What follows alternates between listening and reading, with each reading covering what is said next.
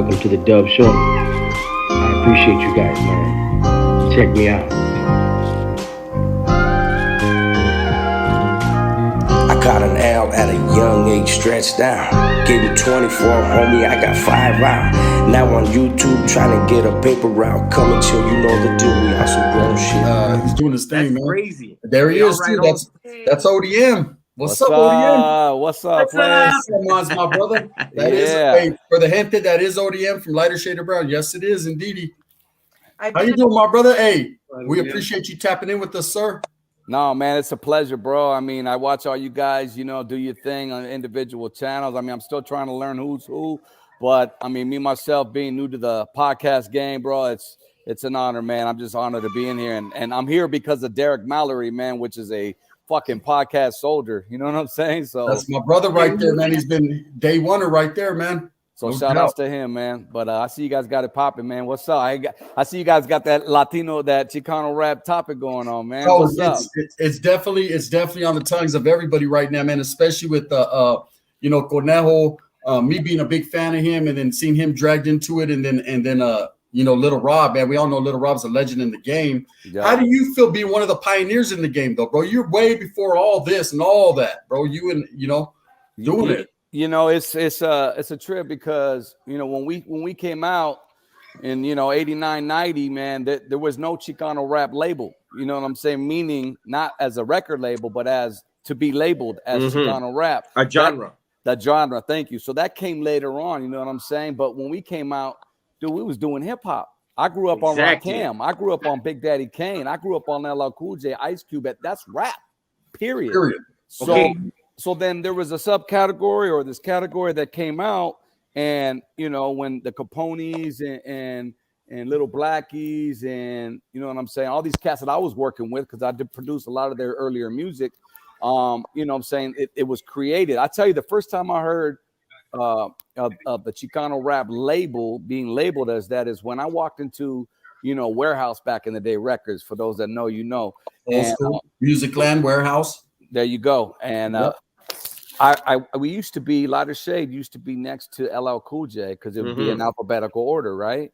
So when I walked in there and I didn't see our albums there anymore, I asked the dude, what's up? Where's our shit at? And they were like, oh, you guys are over there, and the other, and that messes up your sales right there.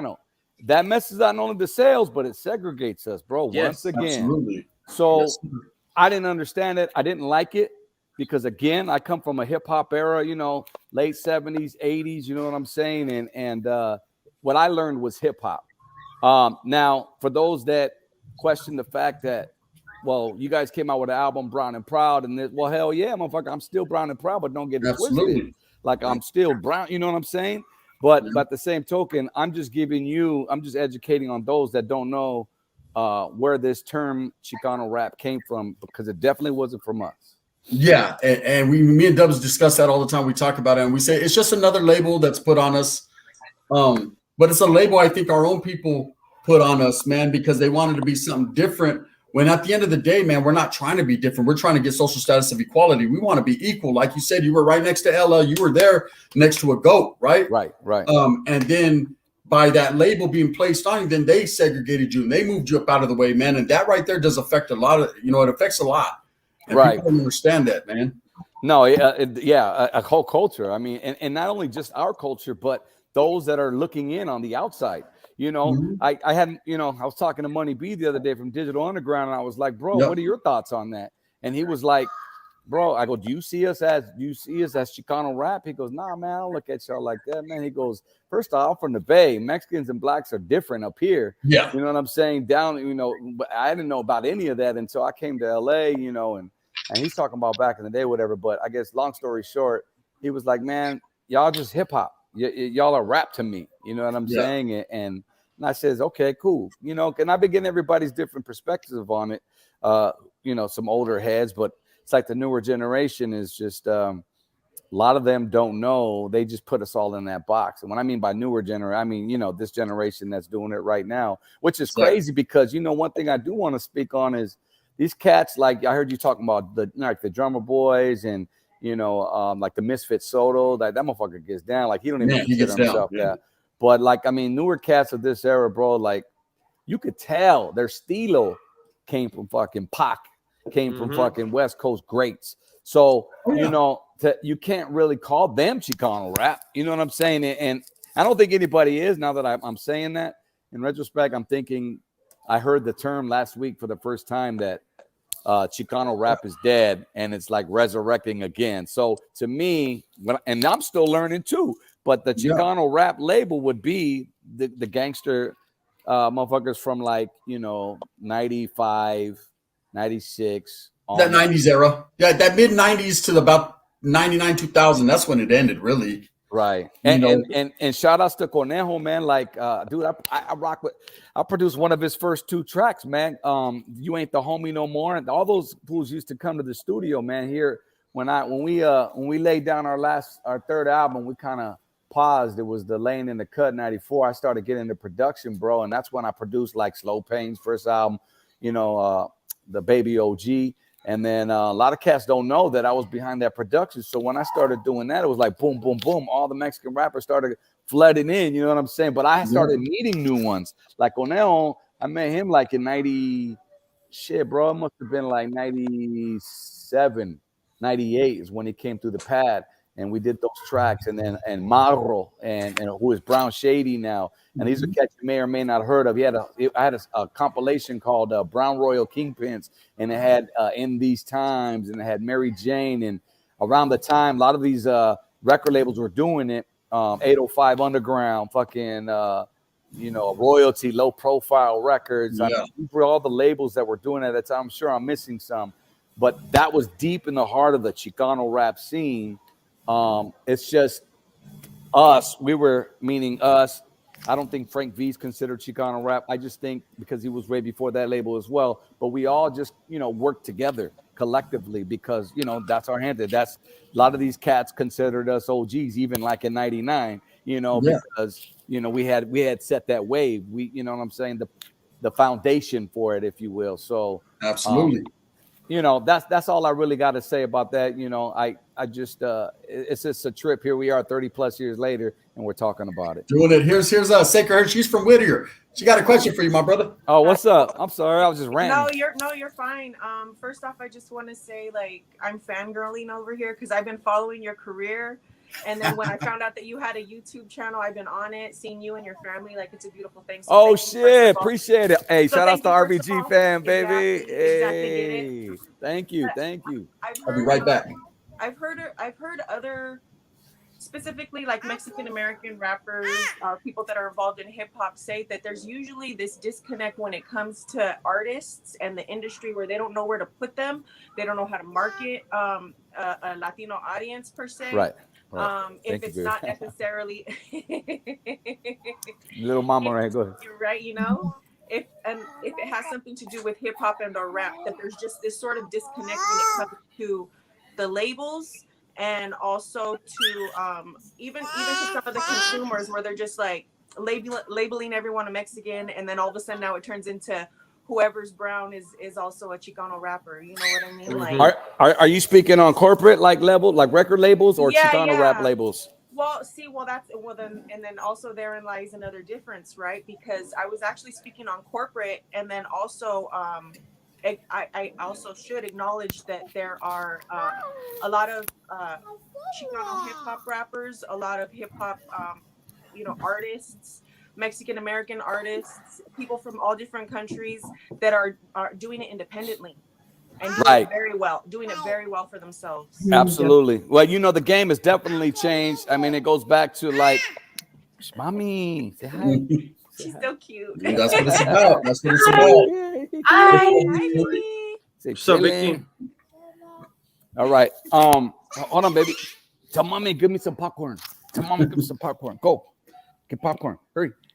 That's a great question, you know, because man, shit, the game done changed. Obviously, we from back, you know, cassettes and CDs and backpacks, man, like real talk, you know, and we were part of signing to a record label, you know, and a lot of us in those early days, we had record label love, but until the internet took over, until LimeWire and all these other fucking places started just leaking our shit, and finally record labels couldn't keep up with it. So you know. But even back then, to talk about what you were saying is, dude, like, can you imagine back then, like these corporate, like we were signed to like an independent when we came out. It was Quality Records, you know, and we shared that label with South Central Cartel, with who else was on our label? You remember Angel Baby, Angelica? She had Angelica. Yep. Who else was on there? Timmy T, the biggest dude on that label, you know, Mr. Oh man, one more try. Yeah, the Asian anthem. The Asian anthem. They love it. Yep. So anyway, but then you had us, Lighter Shade of Brown, man, the only like Chicano group on there, if you will, and they didn't know. They knew how to market us better than when we signed to a major, because as soon as we got signed to Polygram, Mercury Records, they had no fucking clue. They didn't even know who Lowrider Magazine was. Right. And I say that to say this, because Lowrider Magazine was a big part of our marketing, was a big part of our touring, you know. Even to this day, like I saw a joke yesterday, oh yeah, car show fucking artist. Yeah, motherfucker, that's right. And that's where we started. And we're still doing it today. That's where the money was at. It's always going to be there. Always, bro. And don't get it twisted. Like, we still do arenas. You know what I'm saying? We still rocking with the OGs. And we paid our way. But back then, for a label not to know who they were marketing was just so fresh, so new. So they just signed something that they weren't even familiar with. And I you know, and then fast forwarding, you know, a lot of cats just went, like I said, going back to the digital media. That's where they just said, you know, fuck this. I'm tired of being raped. You know what I'm saying? Like, I don't need to sign a contract. I got a video camera. I got a mic right here in my hand. I got a laptop. Come on, let's do it. And then there's when iTunes just exploded, man. And, you know, it was all about the artist. Because I used to work in radio. I just got out 23 years, man. And I used to interview all these up-and-coming cats, you know, YGs, Kid Inks. And Kid Ink came by one day. And, like, he was really successful, man, at that time. And I asked his boy, Ill Will, DJ Will, I was like, hey, man, you guys going to sign? You guys going to sign to a major? And he was like, turn it on, baby. And he was like, nah, what for? He goes, man, I got all kinds of cats trying. You know, I'm doing this shit independently. I'm making way more right now than any artist could sign to a label. Right. And that's why I was just like, so you're better to go independent. Now, here's another thing that I just learned. And not to keep ranting on, stop me, because I just fucking, no, you're good. I'm just talking, but good, brother. So, you know, I was talking to little Uno, or little one, and the other day, and I was asking him about new music. I says, "Hi, brother, how do you maintain? You know, stay number one. You stay consistent. Props to you for staying, you know, all this time with your music." And I says, how do you go about marketing your music? Because everything is so saturated. And he goes, no, you're right. And he said, man, coming out with new music nowadays on putting it on YouTube is like taking a glass of water, and that's your water, and you're throwing it into the ocean. Right. And it's like you can't compete against that big body of water. Right. You know what I'm saying? So it's like I play it smart. And I started noticing, he explained to me, and what I found out, it was the Nipsey Hussle tactic. He goes, I take my shit and I sell it exclusively on my website. He goes, and I sell it for $100. And he goes, yeah, I'll throw a couple of t-shirts, this and that. And he goes, you want my shit? You'll come buy it. If not, oh well. He goes, because I'm not going to dedicate everything that I've done, all my work and hard work that I've done in the studio, just to throw it on YouTube and get lost. Right. Yeah. Someone take it and put it on their channel. And you got 20 other motherfuckers putting out 10 records a week, which ain't really the shit. You feel what I'm saying? So you're getting saturated with a bunch of watered down shit out there. And I go, that's the smartest thing you could fucking do.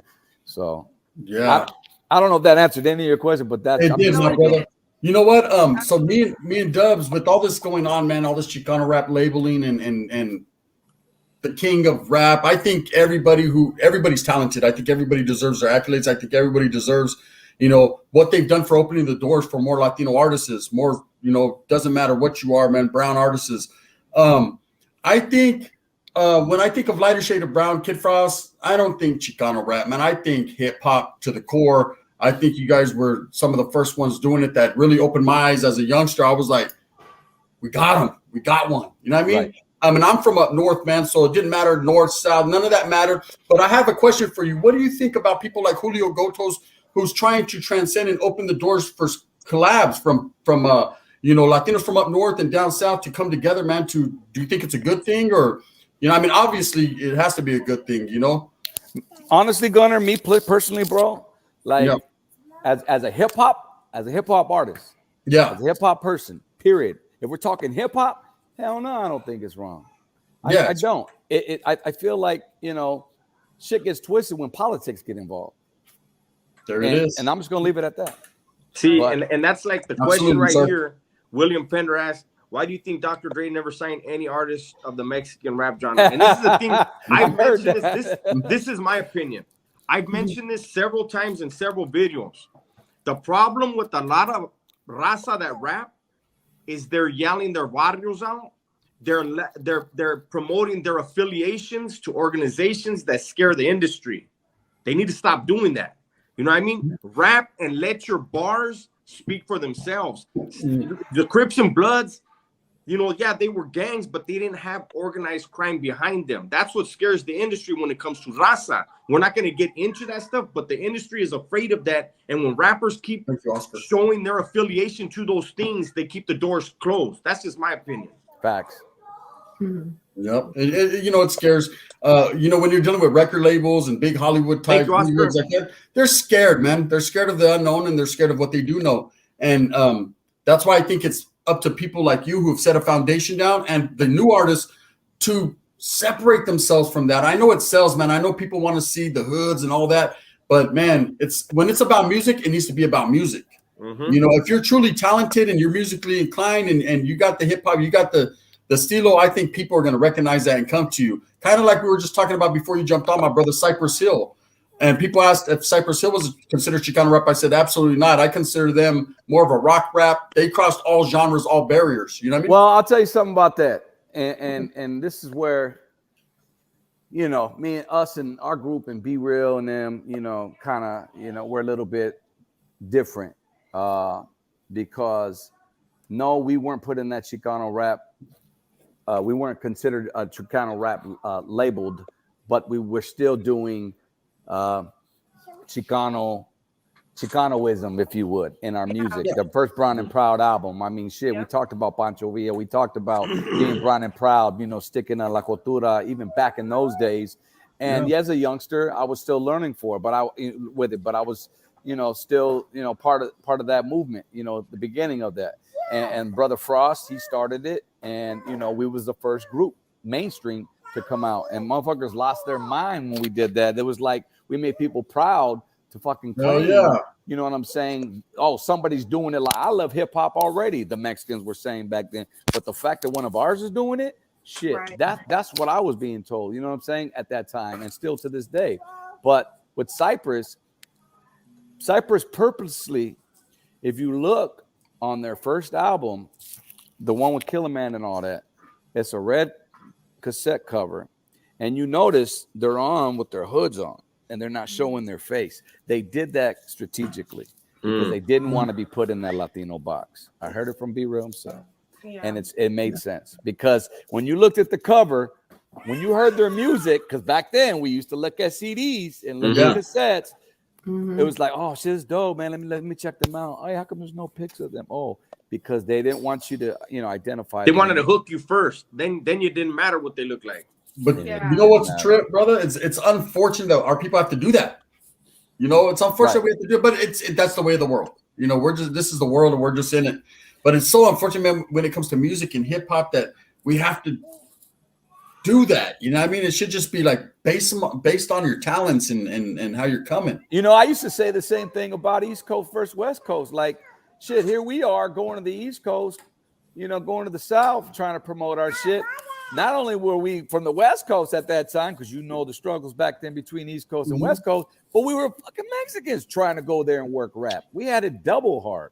You know what I'm saying? But because our music, the music will speak for itself, bro. Yeah. Like I rolled through every video and fucking and every project and I remember going to Chicago, bro, and Detroit and just backpacking in and going on and taking a caravan and just going through the neighborhoods, bro, and you would see them change here little by little, but we was just out there. We didn't care, bro. We was just pushing Sunday afternoon, and at that time, you know, the hustle was trying to get them to listen, so the kids would call the radio stations to play your shit. Yeah. You remember back in the day, you would always hear You some, know, hey man, call up, you know, this Yeah. station in 805, this station in 408, this station in 213. You know what I'm saying? Like, that's how you wanted to get, like, if you made it on the radio, you fucking made it back then. Yeah.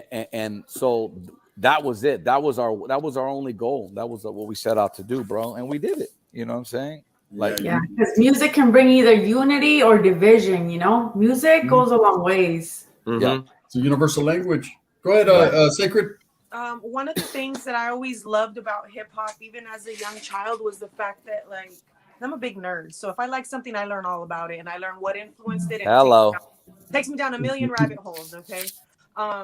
So one thing that I always loved, and it always tripped me out that it changed, was in the beginning, hip hop and rap, to be specific, was not just, it wasn't segregated.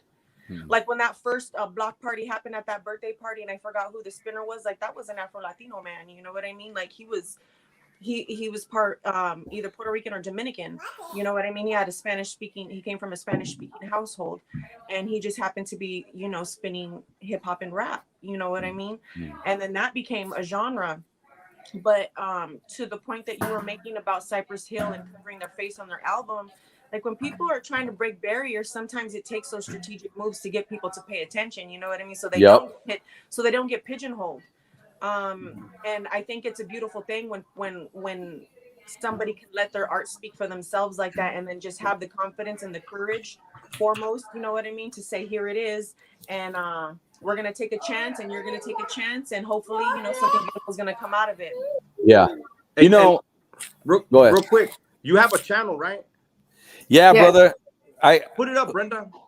Yeah, Brenda will put the link up. We're gonna make sure that we get you right there, guys. We want everybody to tap in. You guys should already be tapped in. We got a legend in the building, man. We're talking about ODM, lighter shade of brown. Can't find it. You know, make sure you guys tap in. What's your channel based on, brothers? Is it just music, or are you doing a little bit of everything, or what you got going on? Well, basically, it's an open forum, bro. Like when I started out, it was like I said, I came off of radio last year, and after 23 years, and I was like, well, shit, you know, I know a little, you know, I know enough about that to where, you know, I know podcasts are really, you know, popping. Yeah. What you got right there? Oh, man, what do you pop? Which ones you put up though? You put up the lighter shade of brown 1990. Nah. That's, I want to promote the podcast if that's cool. Okay, yeah, absolutely, sir, absolutely. Yeah, it's at. I'll put it in the chat right here on StreamYard. Or okay. No. Yep, okay, that'll work. And we can get the link to it. Okay, he's in the private chat. Let me get it. The Blackout Podcast. Oh, sorry. Okay, I'll get that for you right now. I typed it in really wrong. Good. Tune in. You know what? You know what trips me out, bro? And we're gonna get that up there for sure. A lot of people tune in, man, and turn up. The thing that I've been tripping on, man, and what I liked about your guys' music is it's still relevant to this day. A lot of people still bump. I still bump it to this day. Thank you. There's a lot of songs that you listen to, and it's kind of like, okay, it hits that era. You put a timestamp on it. It's labeled. You know what I mean? And then it's not relevant anymore. But what you guys did is you guys made up tempo beats and even slow beats, man. But they transcend time, homie. And you're on it, bro. And you know, there's a word for that. It's called timeless. And timeless, yeah. Timeless. And it's like, I tell you, bro, when I interviewed in the first time I heard it. Yes, ma'am. Yep. That's it. The Blackout Podcast. Yeah, people think it's black, but it's black. Jojo got it. Brenda. Got it up there. Everybody go ahead and tap Thanks, on Jojo. subscribe. Thank you. Appreciate that. Make sure you guys tap in, like, subscribe, man, and show some support. So he should get 318 subscribers.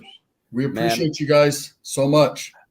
All love. Thank you, man. I gotta try to edit the beginning of this live out. You played music in the beginning, huh, Gunner? I played in the beginning. We'll edit it out so that way you could. Yeah, we'll take it down, edit it out, and put it back up because this is something that we want everyone to be able to see. We'll get it. We'll figure it out. That's love, brother. No, finish what I was saying was as far as the timeless thing goes, I won't get too much into how I came across it, but the bottom line is you're right, bro. Like when we came out, it was a household name. We were a household name, meaning like, you know, there wasn't cussing in our music. And you were able to play it Sunday afternoon. You get Latin active at the club, you know what I'm saying? You kick it with the homies, you know what I'm saying? With homies, Hey DJ, we took it to the B-boys, you know, we touched it all, bro, in all types of music forms. And I think that's what keeps us going. But Sunday afternoon, obviously the biggest of them all. I mean, even rest in peace, Art LeBeau. You know what I'm saying? Like he played that shit every Sunday. You know what I'm saying? And closed his show out with it. So I can't thank that man enough for not only keeping us busy, you know what I'm saying, on the shows, but also supporting our music. And he of all people had it figured out and knew how to touch the people. Yes, he did. With the Blockout podcast, to answer your question, bro, is a platform collectively of my radio and my hip hop background into one. I say radio because obviously the formatics or just learning all that shit, bro, and bringing it to a podcast. I kind of got a head start on it, and thankfully I do, because I'm not. You see me in person.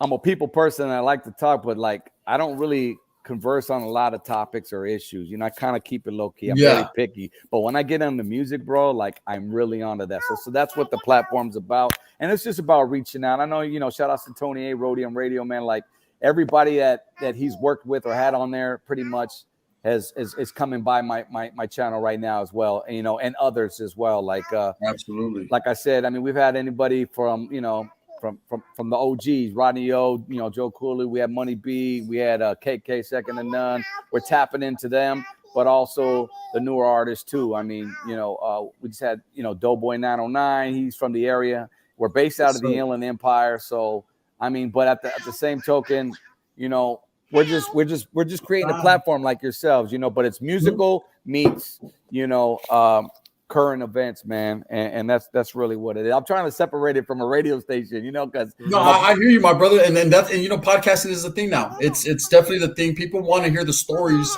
They want to sit down and get into the people's heads, and just like we're doing now, man, and find out how how you are, because we're all people. We're all people, and and people see some and they're like, whoa, that's but at the end of the day, you're a person with your child. You live your life.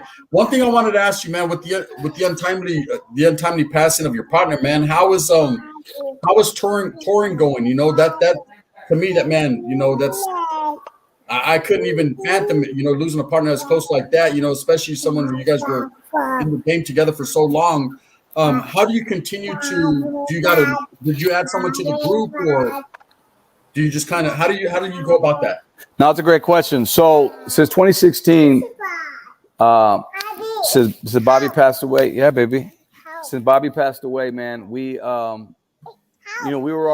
just got back together in 2015 because we had like a hiatus together because I was doing my thing radio and he had been still doing shows, but we linked back up in 2015 and thankfully we did because I got a chance to reconnect with him and start doing shows. And we came across Lou Pizarro, who was I don't know, remember Operation Repo, that TV show where they would go repo Big Lou. Well, he's skinny now. Yeah, Big Lou. They used to take everybody's cars. Yeah. Him and that bald-headed motherfucker. Like my favorite one was the white guy with the big old chick knocked out the bouncer, the bodyguard dude. Yeah. That was his sister, bro. I think.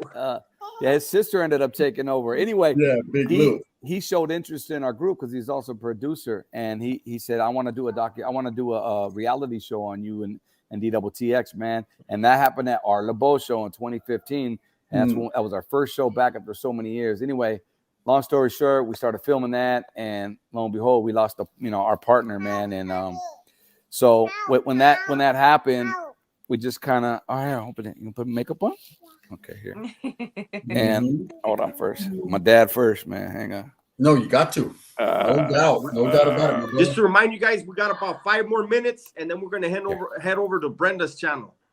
Yep. Go ahead and take your time, guys. Okay. Yeah.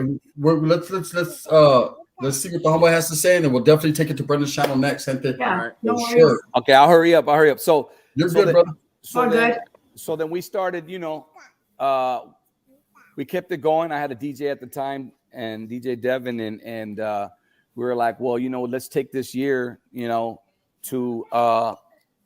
pay tribute to him. You know what I'm saying? We didn't stop the show. We kept them going because at the end of the day, guys, the music don't stop. You know what I'm saying? Never. Like You know, people go to a Zapp and Roger concert without Roger. People are like, "How is Zapp going to perform?" They still been doing it for all these years. Yes, they have. So people go to a show because they want to feel the energy. They want to. It takes them back to that time. It takes them back to their music, whoever it is. I don't give a fuck. They got one original member on there, bro. But like a lot of these groups, they still like Earth, Wind, and Fire. Earth, Wind, and Fire. I mean, you go even to the rock groups, to the Journeys, bro, and they could just have the original drummer. That's it. But it's still the group and it's still the vibe. So, with that being said, we paid tribute to my man. I was bringing Shiro on, the girl who sings on Latin Activist Sunday afternoon, and Shiro gets down. Yeah. I got one personal question. What's up with Teardrop though?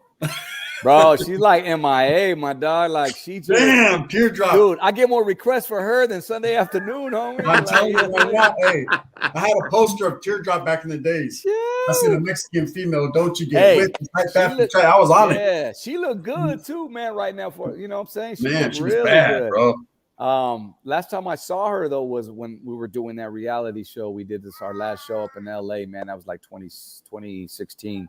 But she's doing well. She just chooses to be out the scene. She doesn't want anything to do with it. Yeah, she definitely had it though. She was the first Latina that I heard. Hold on, get my mega update right now. Yeah, she was the first Latina I heard rapping that literally and she had talent. She was good. You know, and she don't get credited that. Yeah, bro, she don't. And she's the very first one. I mean, now we got like Snow the Product. Of course, she's holding it down for the Latinas, and then of course we got several others that are not necessarily as known, but she was the one in the beginning. You know, she set the foundation down. She set the bar pretty high, right, on everything. Right. You know? So from now on, fast forwarding, I do got I don't like to call him a hype man because he's more than that, man. He's my partner also on the Blockout podcast. He's also, has been touring with me for like 4 years now. His name's Money Moons. He's also an artist, and he's dope as fuck. I only fuck with dope artists, man. I handpick my shit because I truly believe this is an art. And, I don't just fuck with somebody just because they're helping me out. You know what I'm saying? Like, absolutely. I fucked with him because he came to me one day and he said, look, man, he goes, I'm a big fan. Hear my music and see what you think. And he wanted me to do a feature. I heard his shit. I was like, bro, you go, man. I said, I ended up doing this shit just on the strength. And I was like, from there on, we just hit it off. And then he just happened to know every Lighter Shade of Brown song word for word. And I'm not just talking about the singles, bro. So I knew he was a diehard fan. Brought him on the team, bro. And I said, look, man, I'm going to bring you on the road. And, I'm going to let you do a few songs too as well on my shows. And, we'll just do it like that. So he does Bobby's part? No. Well, we do it collectively. I don't want to say, he raps his part, but we do it. I do it with him, let's say. Okay, yeah. Because a lot of those songs I don't. Well, number one, the songs would be short. It'd be a short ass show without Bobby's part. Yeah, without Bobby's part. Yeah. But so we do it together with the crowd, and that's just kind of how we do it. Yeah, and I love how the music continues, man. That's the way it's supposed to be, bro. You lose a member. Take the Temptations. They lost so many members, and they're still touring after 50 years. Right. I mean, we get a lot of what do you call it? Slack for just like. Oh, homie, there's not going to be another Lighter Shade. There's no Lighter Shade Brown without DTX and Wooty Woo. I'm like, you're right. We're not trying to replace him. We're just trying to keep the train moving. No doubt. Why not? I mean, it's like you said, timeless classics, bro. People, if you know, if you don't, well, get up on it, man. Tap into Lighter Shade of Brown because they're the originators. They are the first group, the first Latino group, the first Mexicano group to start doing this, period. Thank you, brother. Yeah, thank you, brother. I appreciate it, man. Anyway, Brenda looked like she's gone, so you guys better go back to Brenda's. I just wanted to tell you. Hey. I actually have a question for you. Do you plan on collaborating with any other rappers anytime soon? What are we looking at in the near future? Okay. And yeah, that's a good question. So right now, what I got going on in 2023, I'm going heavy on this podcast right now, man. You know what I'm saying? Like this is what you guys tap in. I got to definitely just replace what I had going on with radio for 23 years because that was a check. But so now it's like I'm my own boss. I'm doing that on the weekends, and I'm still touring. But to answer your question, back in the studio 2023 as well. Me and Money Moons, we're going to continue with the Lighter Shade of Brown name. Why not? It's there. Use it. I'm still one half of it, and I'm gonna keep pushing that. So we got some things popping. Gracias. Thank you. So we got new lighter shaded brown music. But to answer your question, yeah, I'm always down to do features. Just hit me up in the DM. Yeah, we're waiting on a new lighter shade of brown album, man. You know, is that in the future, or what do we got going on? I don't even know about albums no more, dog, because I'm getting you know educated. What I mean? Now it's just throw it out on Apple Music and whatever it is, you know. It's like I think because to do a whole album, I don't know. I'm on the fence. Maybe an EP because like I said earlier on that whole thing about putting out a bunch of music, people are going to buy what they want to buy. They're going to have their favorites anyway of the whole album. You know, back in the day, remember you would go on iTunes, it was just like you could see the most downloaded track. Yeah. So real quick, you know, is your channel monetized? Yes. Okay. You know, you can do the Nipsey thing and make a specific tier of membership that if they click onto that membership, they would get your EP. The join button, is that what you're talking about? Or yeah, you can make it, you can make a level, and on that level you would be, I mean, you won't be able to say it that way, but you just let people know if you join at this membership level, you get the EP. See, that's what my homie was saying. He goes, man, instead of lighter shade of brown, he goes, we're more active on the Blackout. We should release it on the Blackout podcast. I don't know what your thoughts are on that. I mean, there's so many different ways. There's so many different ways, man, and I've pretty much figured out a lot of the ways, and so has Dubs, that you can capitalize, you know, upon what you're doing, because time is money, money is time.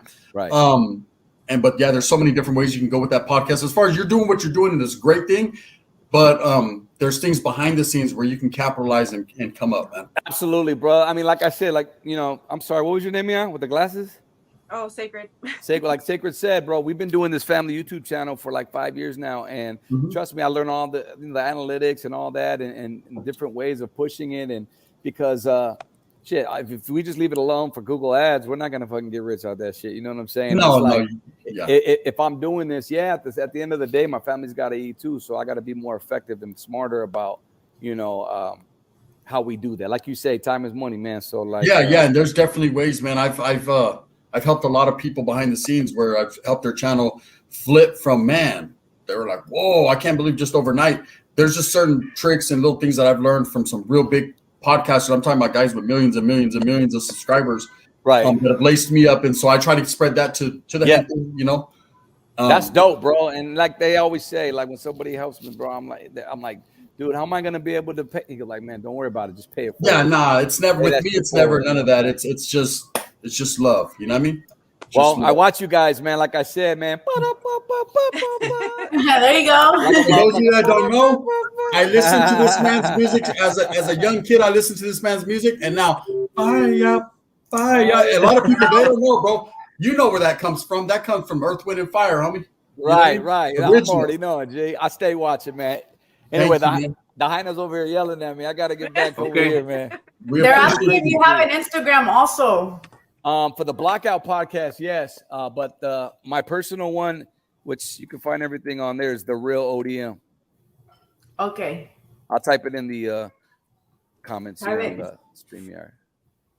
But I appreciate everybody, man. Thank you guys for letting me come problem, in, man. Thank you. No doubt. Anytime. You're more than welcome, sir. We appreciate you, man. Yeah, and you guys are killing it, man. Thank you. You guys keep killing it, all right? All right, yes, sir. Have a good night. Take care. All right, now. There it is, ODM of Lighter Shade of Brown. We're going to get into one song from ODM and Lighter Shade of Brown. No. One song? Oh, we can't. Damn it. I already got to try to edit out I wanted to bump Latin Active. I wanted to, because Teardrop makes me start twerking.